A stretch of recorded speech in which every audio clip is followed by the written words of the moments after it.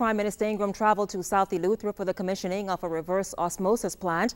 After decades of living with water they could not drink or use for much else, residents in Tarpum Bay and Rocksound, Eleuthera welcomed the new plant, a project made possible through a memorandum of understanding between U.S. giant General Electric and the Water and Sewage Corporation. Take a look.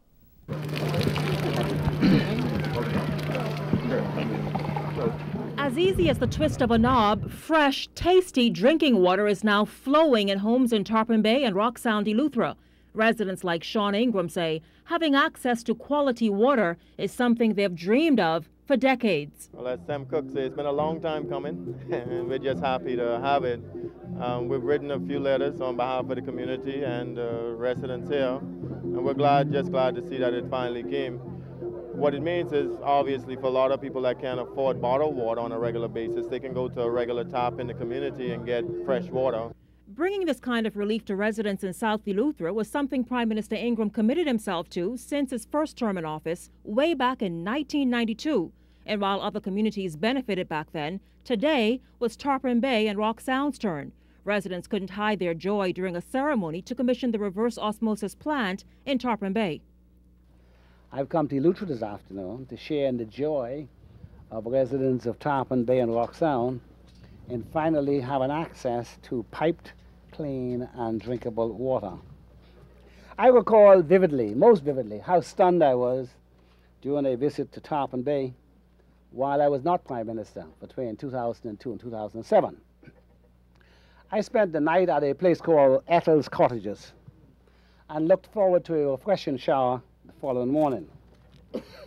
I found it difficult to discern a difference between the water in that shower and when I used to jump overboard as a boy in Cooperstown into the sea. As the government improves public infrastructure and the quality of public utilities nationwide, Prime Minister Ingram is determined not to leave any small island communities behind. This is not only a matter of convenience, it is very importantly about ensuring the health of our nation and our people. Access to safe potable water is fundamental to healthy living. Since 1994, Prime Minister Ingram has been busy ensuring that Bahamians and islands around the country have access to quality water. It has already happened on several family islands, and in Eleuthera, Harbour Island, Governor's Harbour, Savannah Sound, Waterford, Greencastle and Deep Creek all now have potable water. We have